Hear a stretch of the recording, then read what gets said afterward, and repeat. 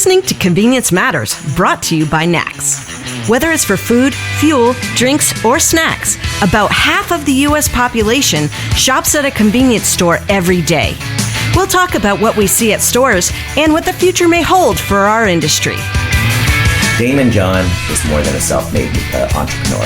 He also teaches others how they can innovate, and that's going to be the focus of today's podcast with the one and only Daymond John.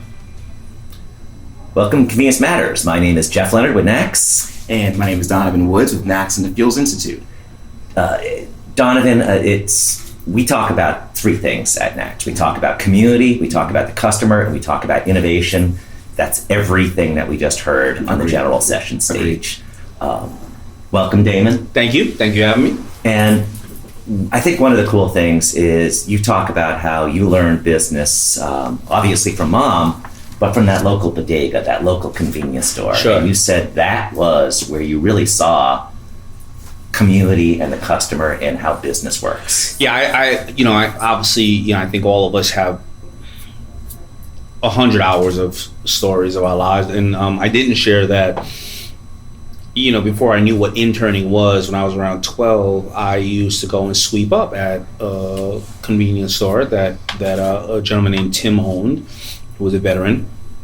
And I always tell this to kids when I'm speaking. They say, well, we want a mentor. We want you and Mark Cuban. And I'm like, okay, that's cool, and I get that. But if I'm pretty busy, I write books and all these things, but what kind of mentor am I if you can talk to me once a year? All right. I said, but when you have somebody that's been in a community for 20 years and they've dealt with inflation and they've dealt with competition and change of the market and competitors and all those other type of things, that person who has successfully ran a business for 20 years knows the fundamentals just like the CEO of Apple, Ford, Google, whoever. And if that person is accessible, you should be learning from that person. And every community leader or any successful person, just don't go to them and say, well, teach me, because what's in it for them? However, find out what they need. Maybe it could be reverse mentorship. Maybe you can say, you know what, I know social media really well. Let me show you how to communicate in this way. Maybe you say, I know that you love to to make sure that our animal's okay. I'll go donate time at the shelter for 5 hours a week. Can you spend a half an hour a week speaking to me? And I always tell people, because these are the pillars of our community. Right. I agree with that. And I think the thing you talked about the most, and just your story in general, what made me a fan of yours is I'm 42. Okay. So when you came around, this was the first time I'd ever seen clothes for us by us, truly for us by us. Right. I'm from the DC metro area, sure. And 1989 was the first time we ever had an urban black station for radio, right? Right. To hear us on the radio and to see our clothing, that meant something to me. It meant to be a part of something. You changed the perception of what our clothing could be. And I look at convenience stores because sometimes their perception is, well, they're dirty or they are not safe to work at. There's not good lighting. You don't want them in your neighborhood. Sure. What do you do, or how do you really help a business leader change that perception, to keep that in mind of not wanting to live up to something, but also at the same time to beat that perception? Well, they can only beat that perception by example, and I think let's talk about that example of apparel. Okay. If you were in DC at that time, some of the first places you would get the stuff is merry-go-round and some of these department stores, but some of the local small business owners, they started putting these huge lights in their store, and they started just being like, it looked like the department at Macy's, and that's when they stopped the kid from going to Macy's, right? And I'm gonna tell you something, it's the first line of defense. Even when people come with clothing brands and everything, I say, and nothing against the big retailers. The big retailers have their process, right? I say, don't try to sell to a big retailer, because when I tried to sell to big retailers, first of all, either they didn't take it, or when they did get it, and let's say today, they put it on a shelf somewhere, there's no story behind it, the kid operating it, correct. They don't know the story. They're on Instagram looking for the next girlfriend or boyfriend, and they're thinking about their SATs. They couldn't care less about this thing. And then when they sold out, okay, maybe they would reorder every month. But when there was when I dealt with all the specialty stores, they were the ambassador because they knew they would tell the story about FUBU. Correct. And then when they were out of goods, they would call and put it on their I need some more goods, put it on their credit card. Right. And they would also tell me about my competition. They would say, hey, you know what you need to do because this person's selling better, or this person's doing this. And they were like on the ground. They were my advertiser, educator, and retailer.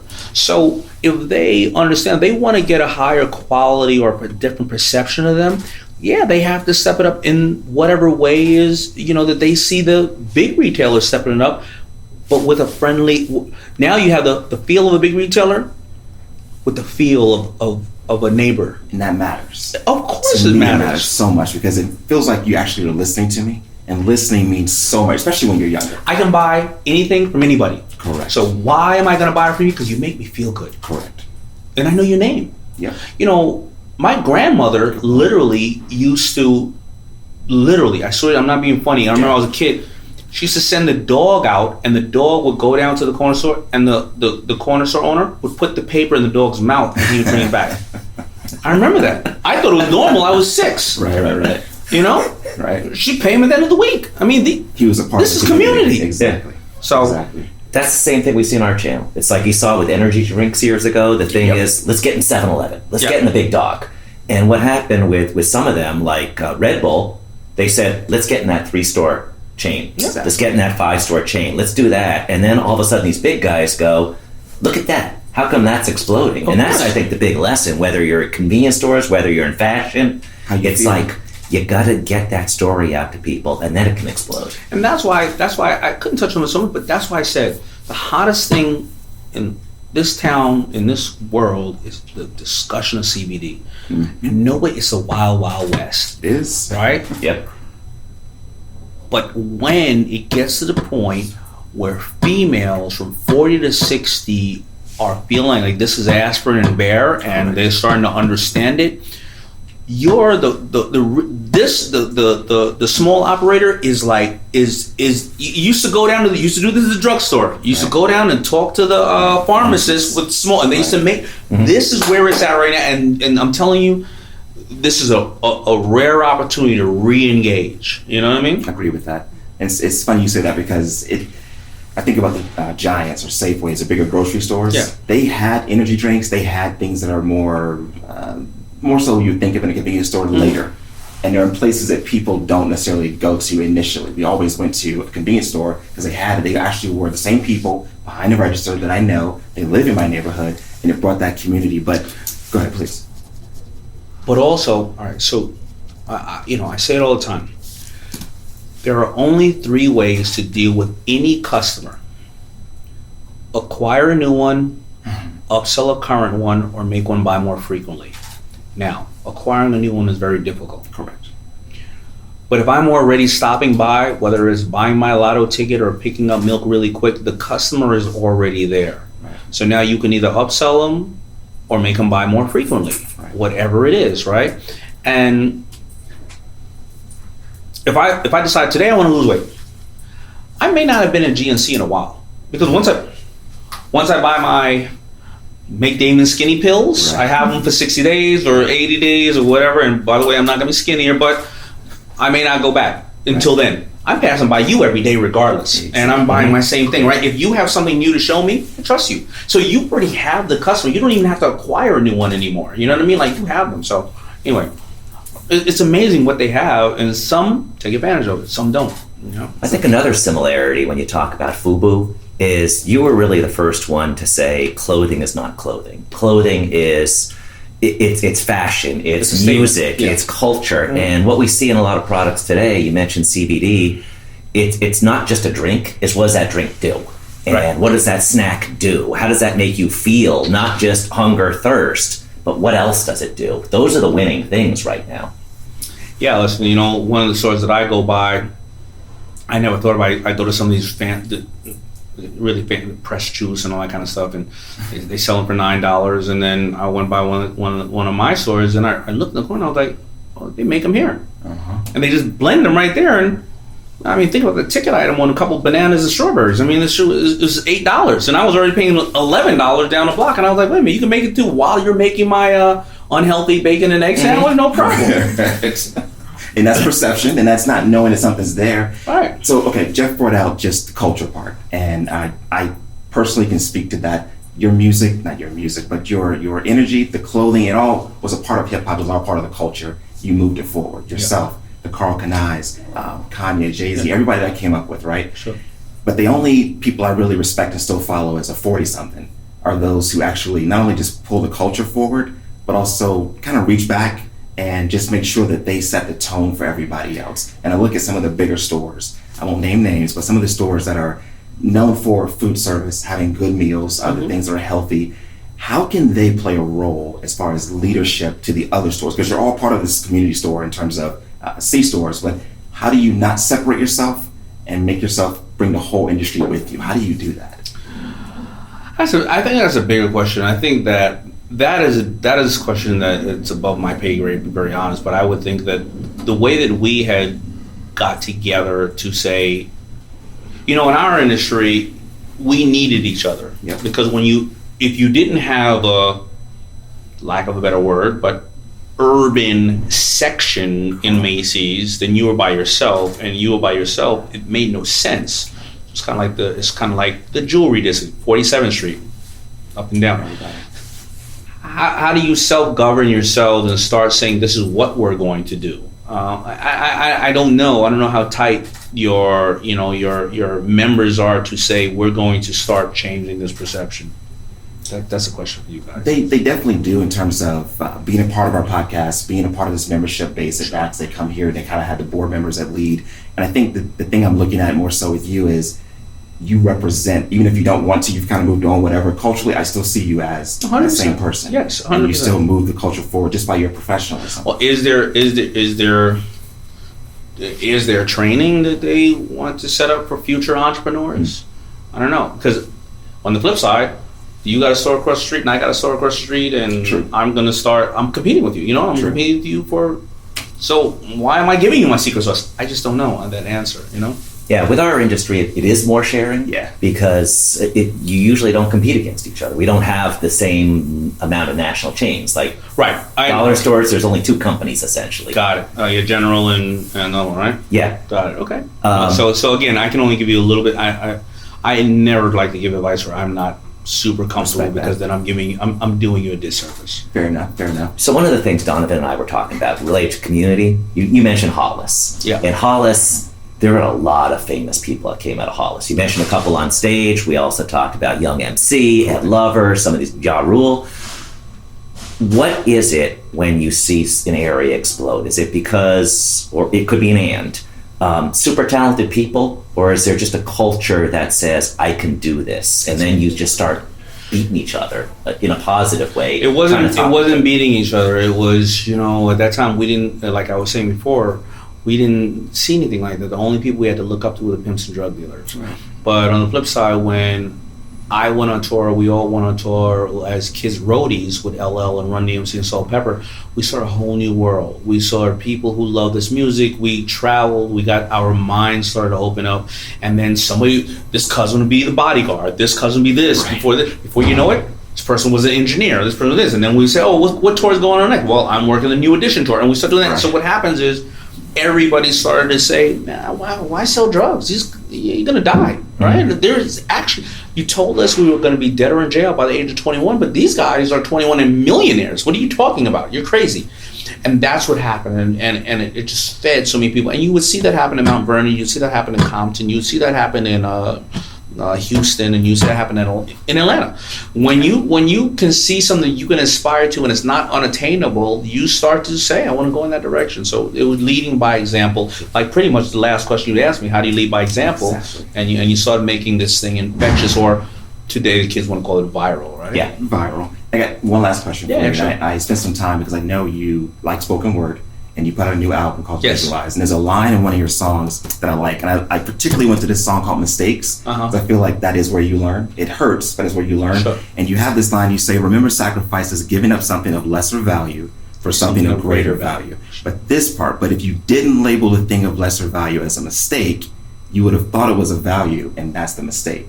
Yes. That line right there is so important for any industry. Yes. To be aware of what you can and can't do, but also not afraid to actually try things. Right. What do you say, I guess, to a C-store owner or anybody that's listening? Why do you feel like mistakes are a positive? Well, mistake. So the word mistake is it's to mistake, right? Take an act. You miss the take of an action, right? Or miss the target of the mark.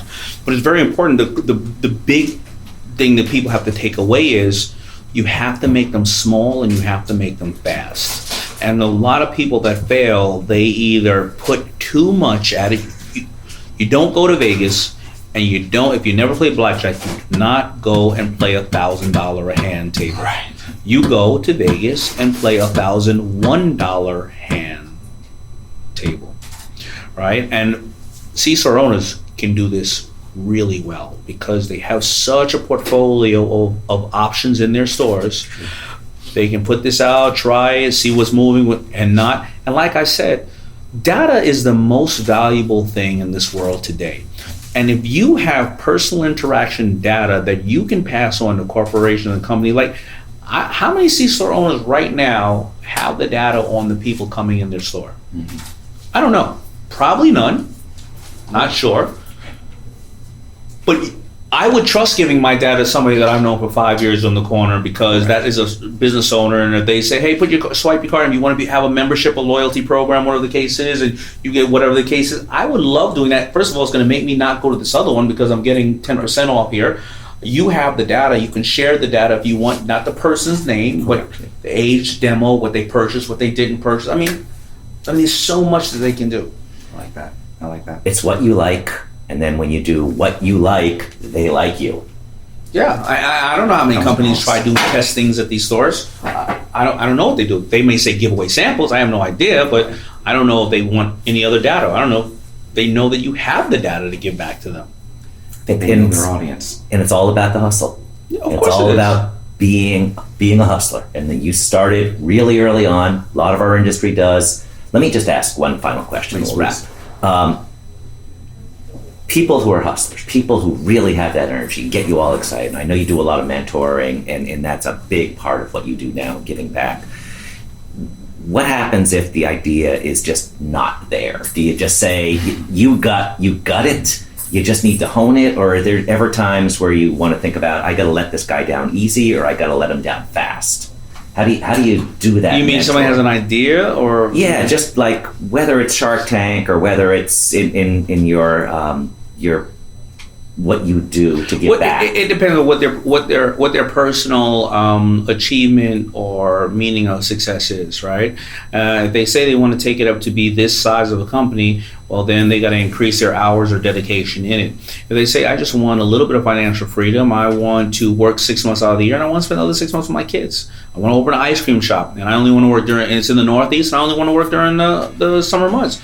All right, so what are you doing to do this? So again, success to somebody is a very personal situation.